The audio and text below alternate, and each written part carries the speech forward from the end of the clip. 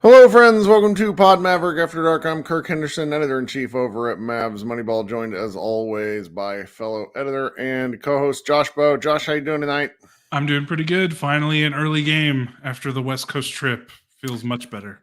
An early game and a workman-like performance from the Dallas Mavericks. That fourth quarter was basketball. But 2006 time traveled in a violent way into that fourth like a Detroit Pistons game, a Pistons Spurs game from 2004. Just heinous. But the Mavericks walk away with a victory, and you know it's kind of like the opposite of the loss to the Warriors, where you know we said it was like, all right, this is just one of these games that the Mavericks lose, and then we proceeded to kind of nitpick for 20 minutes because that's the point of that's kind of what we do. It's in this game on it, quite honestly, feels like the polar opposite in the fact where the Mavericks won, but I don't really know what to talk about. And I'm really curious about what you want to say. I mean, there's really one real big highlight for me, and then everything else is just kind of like, oh, this is nice.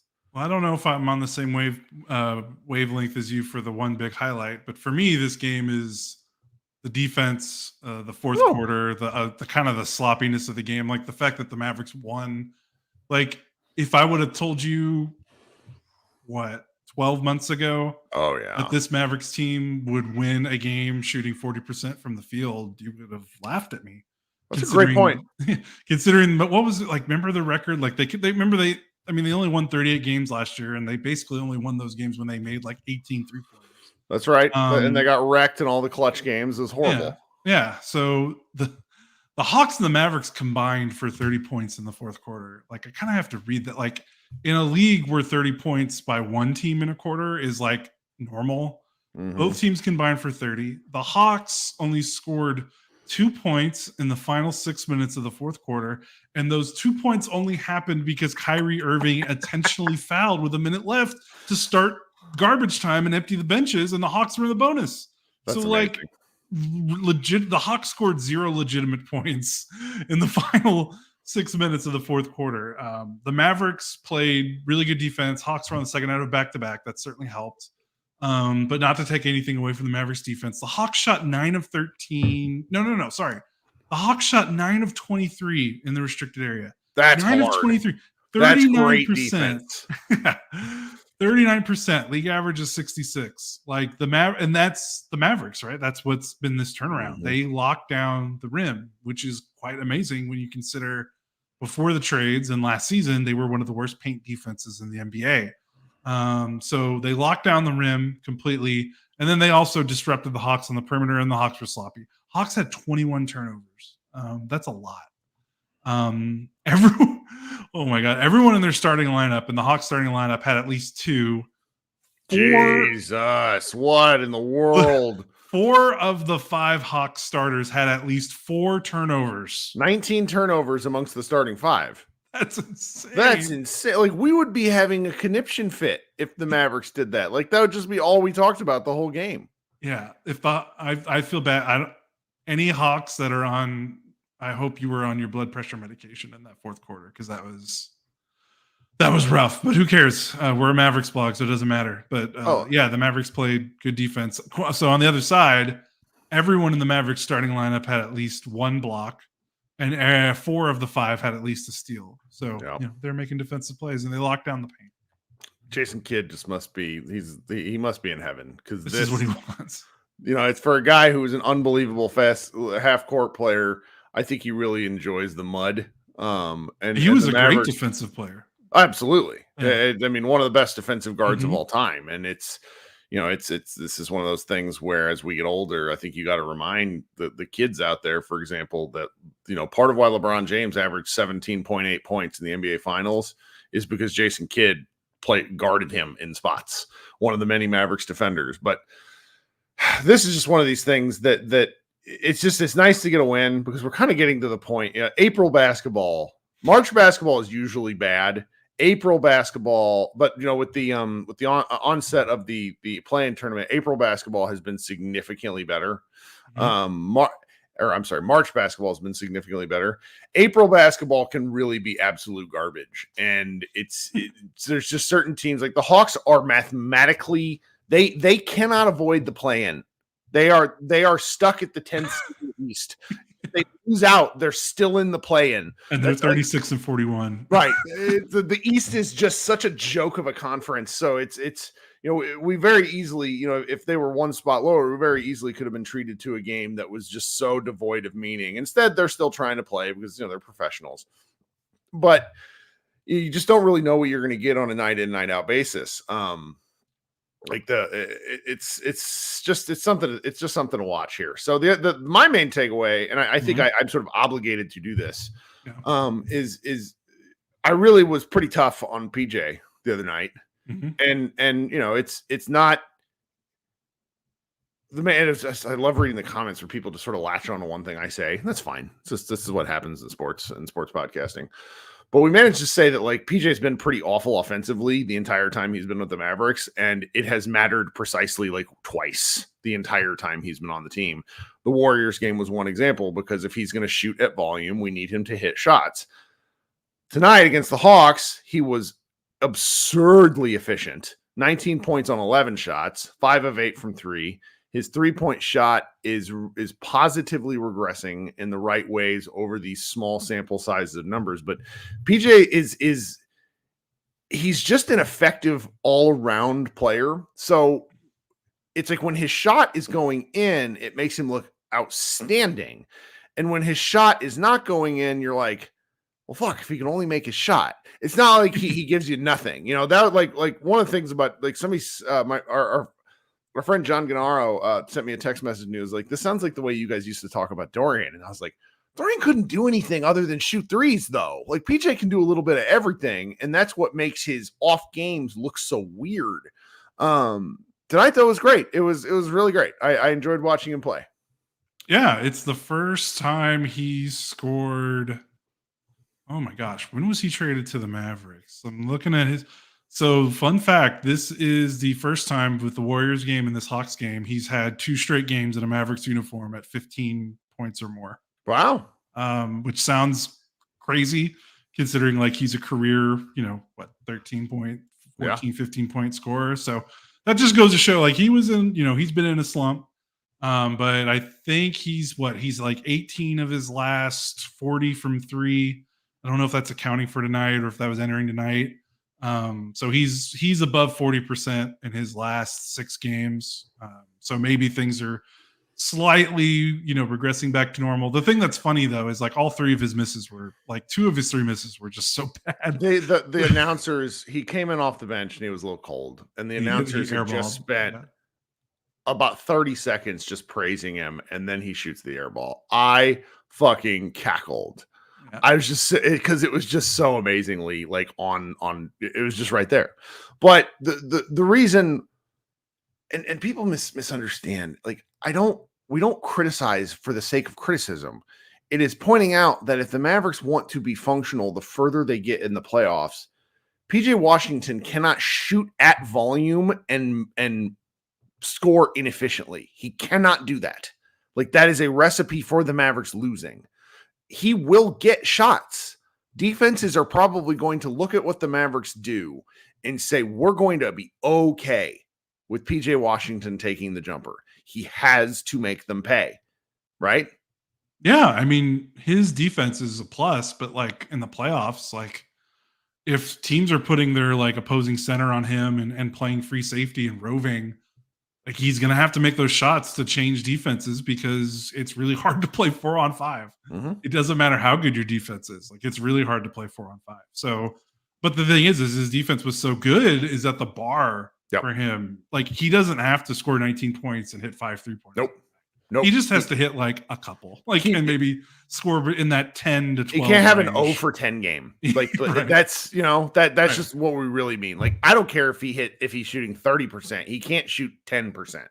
And that's just kind of the nature of it. Okay, we're 10 minutes into the show. This is probably going to be a shorter one tonight. So those of you who are here, if you could consider hitting the like on the stream, would very much appreciate that.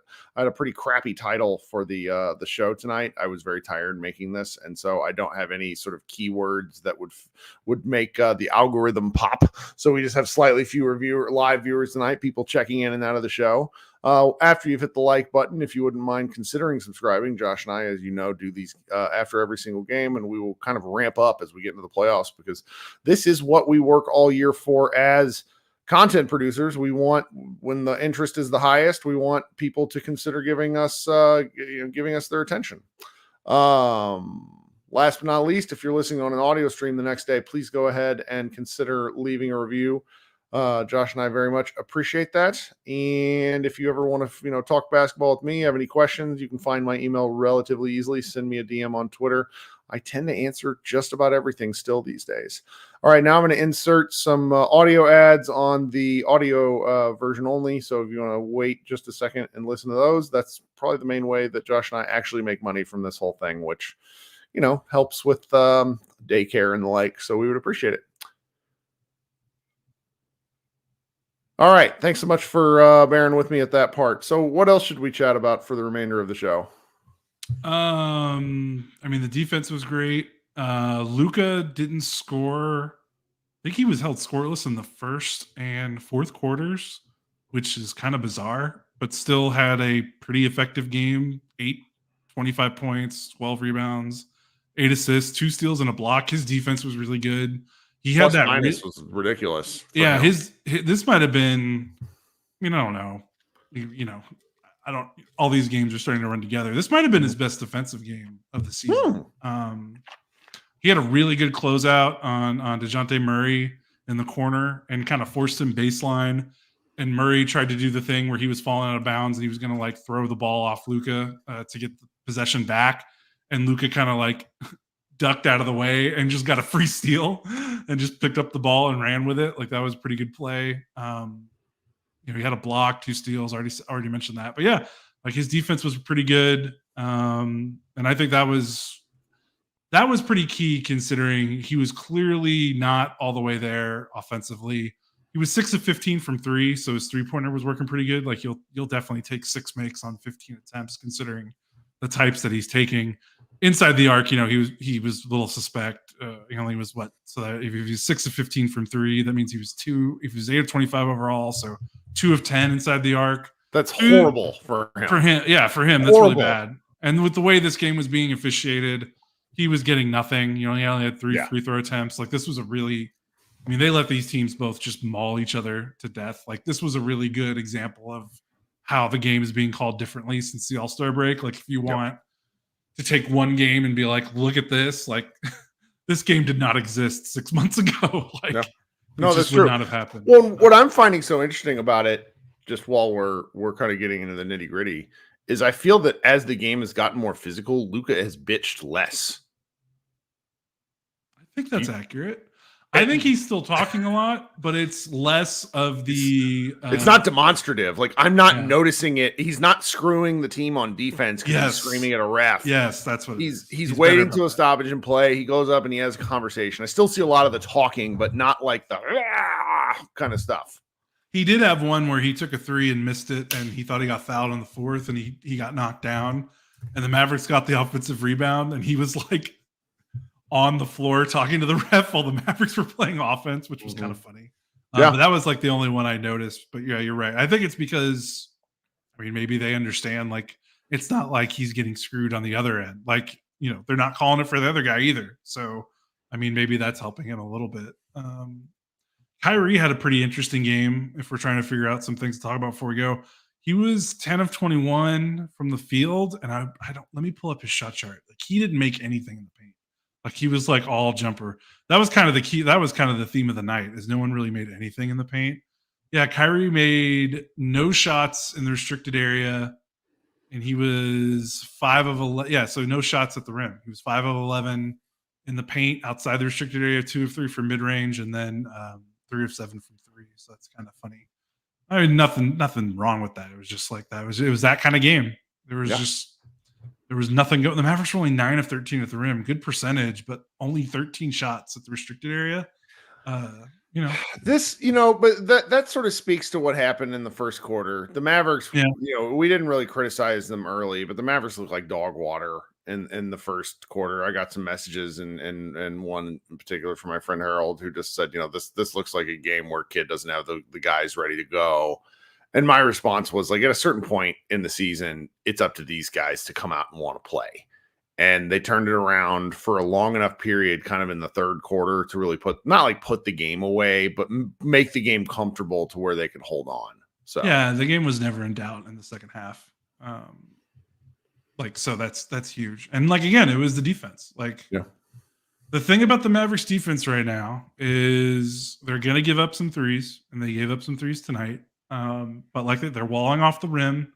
And they're just getting around screens a bit. Like, they're playing this drop coverage, but they're kind of mixing things in. And Gafford has been a lot better. They're not helping off the strong side as much like they were when they lost those games coming out of the All-Star break.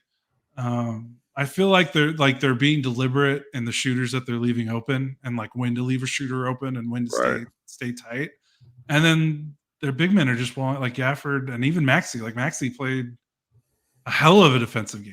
I mean, he was all over the place, like switching out, rotating over the rim. Yeah, he was moving really well. I mean, he had 6 rebounds in 20. Like, Maxey doesn't rebound, so like he had 6 rebounds in 21 minutes. Like, he was moving around pretty well. He also had 7 points in the first quarter, which was like almost more points than he scored. I mean, you go look at the guy's game log. He had he at the beginning of February, he had back-to-back games where he scored 35 combined points against the Sixers and the Bucks.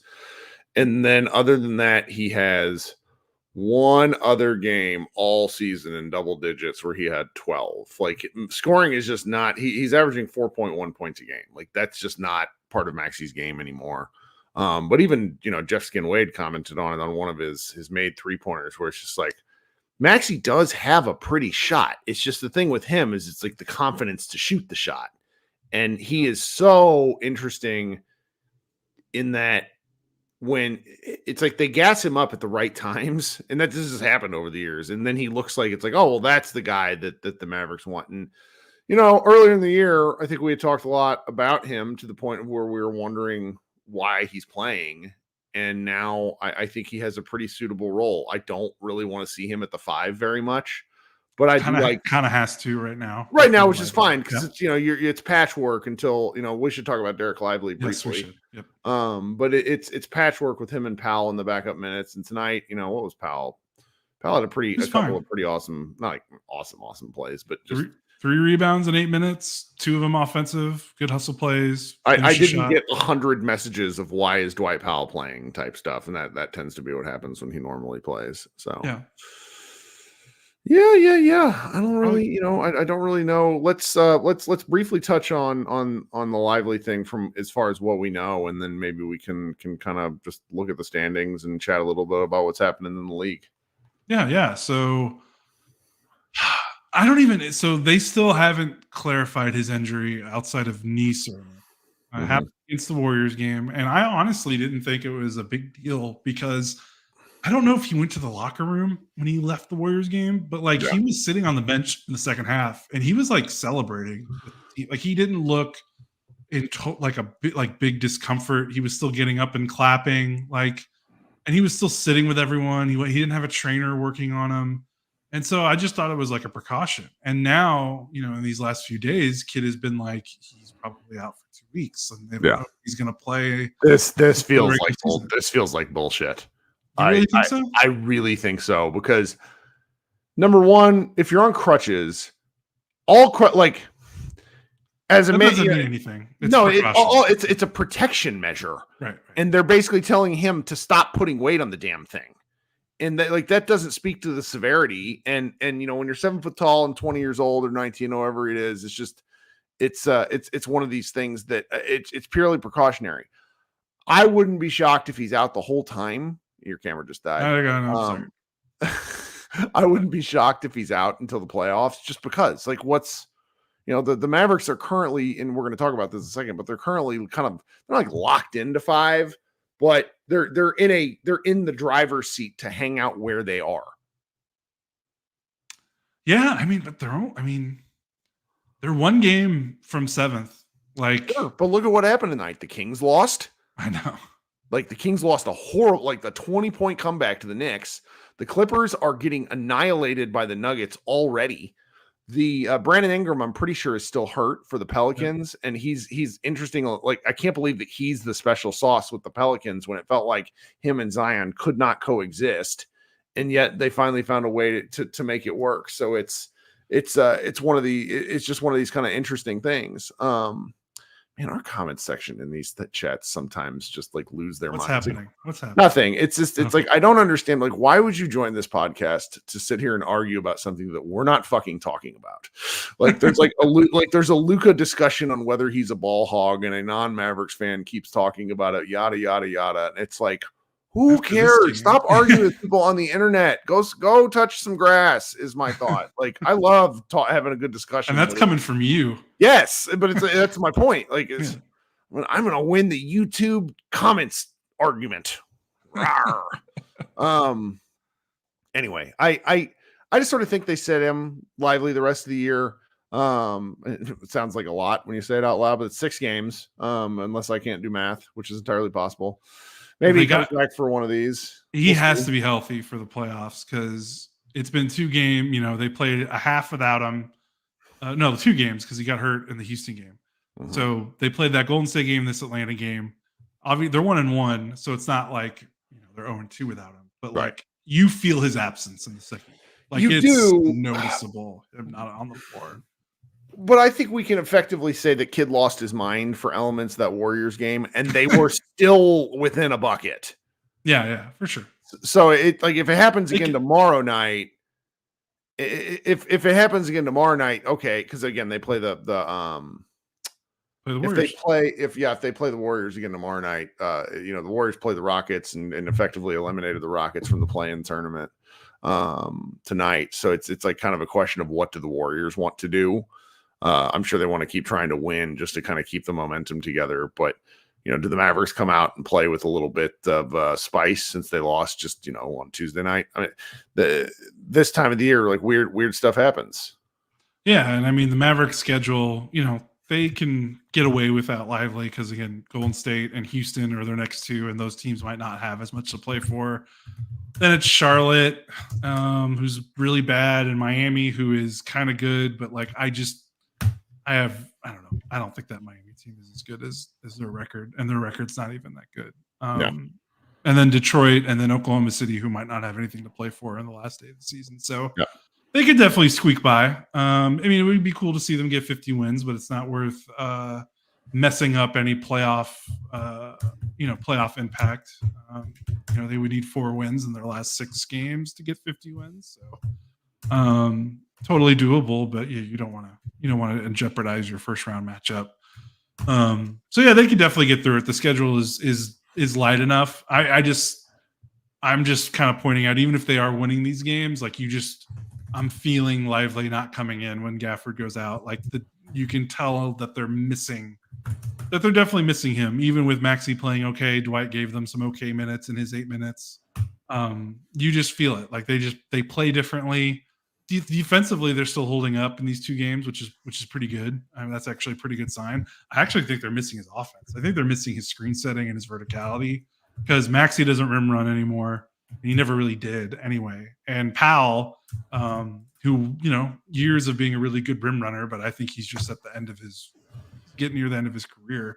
But, he's basically a pure bench warmer kind of guy now. So they miss that. They miss having, a dominant screen setter, rim runner, almost all 48 minutes, which is what they did when they're healthy. So they'll need him back for sure, but they can get by.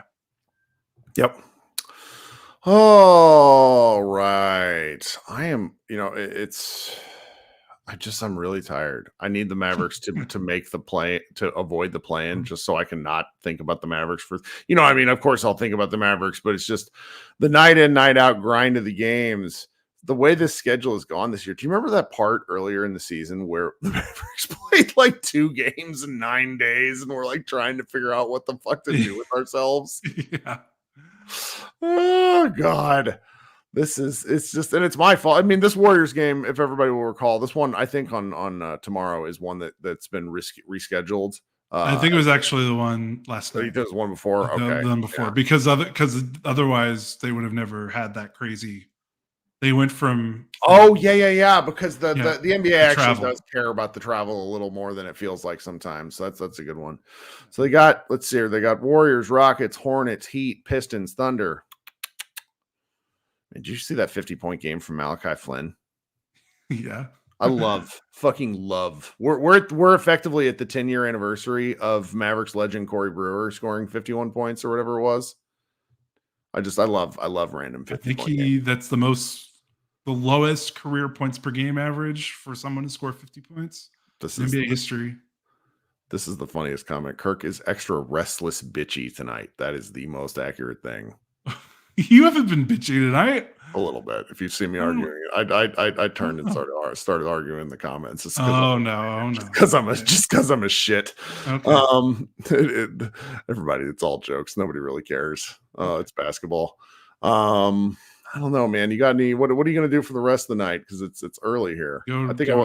Go to bed. Yeah. I didn't sleep well last night. The allergies, like my sinuses right now.